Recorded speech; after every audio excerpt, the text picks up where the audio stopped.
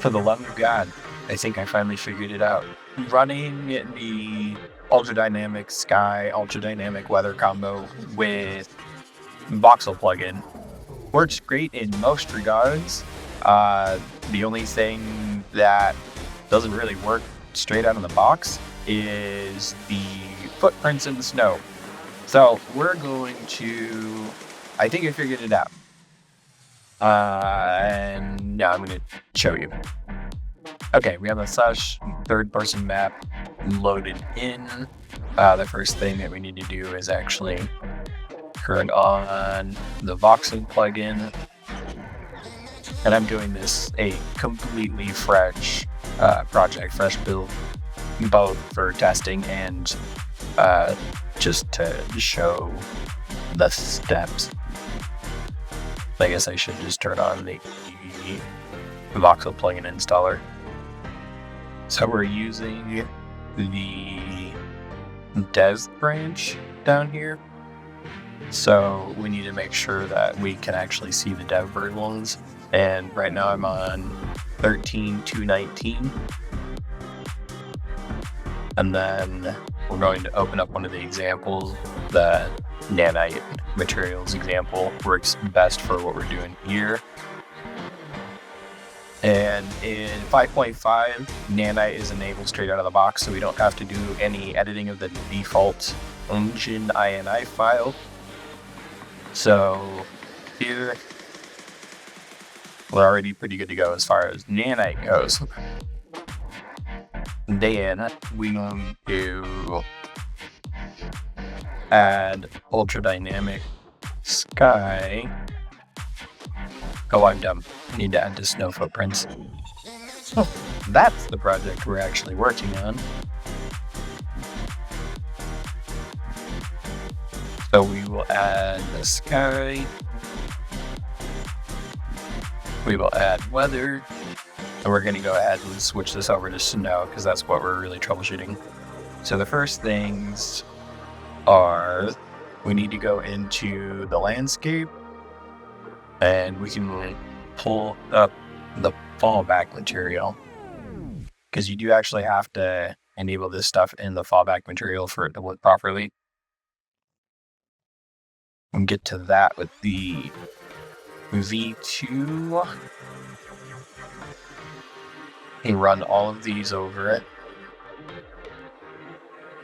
And we're going to run this up, run the base color, and then I tend to parameterize these so that I parameterize these so then if you have some materials that you want snow to accumulate on and some other materials in your world that you don't want snow to accumulate on, this actually comes into play. So if you have beach sand, for instance, you may or may not want snow to accumulate on that. You could also restrict snow coverage to multiple instances of different materials, and that is useful. For this, just going to do a bool. So this turns on the nanite tessellation. We're going to make sure we have dust trails and all of that. So we're going to apply that. And this, it doesn't work by itself. You still have to set up the materials. So the materials we can actually find in here is the easy way to get to them. And then we want to get the Quixel base. And same thing. And we got the normal in and the normal out.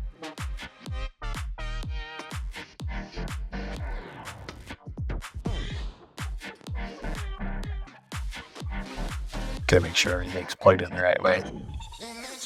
I had this done so many times on so many materials before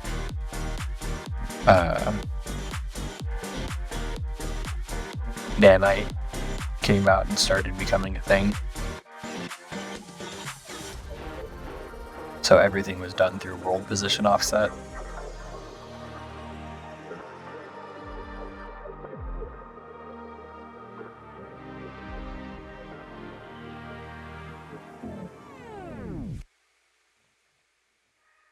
Okay, this should give us snow.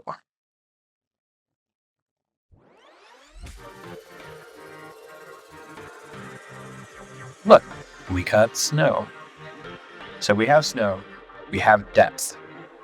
So now we need to add the dynamic landscape weather effects. So I'm just gonna pull up the third person character. We're gonna come over to the match and add the interactions. So we'll do one left. And then one for right. And we'll go ahead and add that to the right foot. Add this to the left foot. And then we're going to move these down to the light. So then one of the keys to making footprints work at all on the new landscape here is we need to make sure that we add a physics material. So we're going to call this Voxel physical material. So we add that to the array to tell it to be able to interact with it. Let's compile and save that. And then we will actually add the physics material to the Voxel base. I believe this is all I need to do. Footprints. Okay, so this is where we kind of left off before, right? There's no like nanite displacement going on like that you can see in here. And it might be some, but it's very like it's not displacing the way that it should be. Like it's kind of hard to tell. There might be the tiniest amount in there, but what I found out. So if we go to the Voxel base, we could actually open this up and no, here we go. So these two values change the way that mask works. And what I found is switching these values here. Gotta prepare the shaders.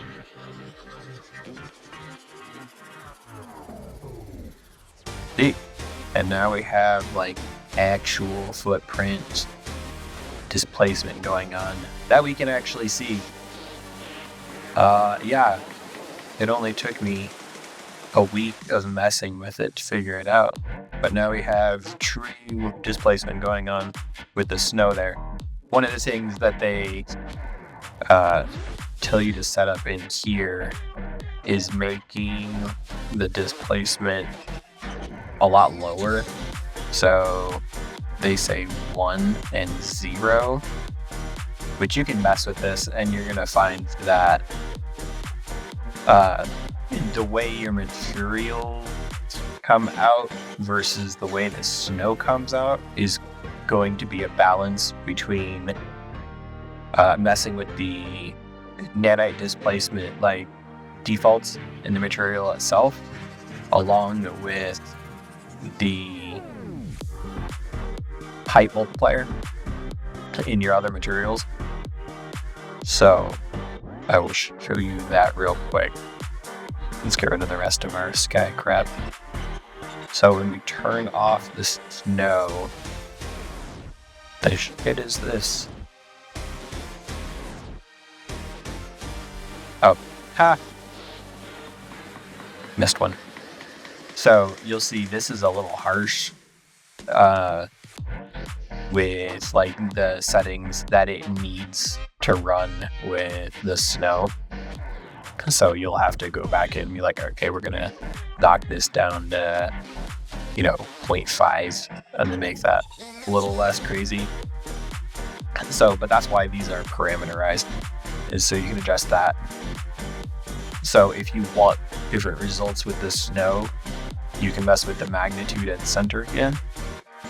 And then the rest of it, I don't honestly understand the math that is happening here, but I can tell this is the displacement output and this is the input. So it's obviously lerping between this input and the rest of the inputs here. So we're not masking the snow. So, that's being lerped through there. So this is what's determining like what the displacement is to start with and what it ends up being. So the mask here, I messed with some of that and that wasn't helping anything. Enable trails was like, oh, okay, so this switch is what determines what those snow trails and the footprints are. So this tree branch, this is the only part. So this is that mask target. This dynamic landscape weather effects mask target shows up in a couple places. But this mask is what is telling the snow to either show footprints or not. So it's like, well, maybe this mask is broken, and apparently it is. So yeah, so now we have decent displacement without the snow, and then we can go back and test. We got snow, we got some depth, and we got some footprints.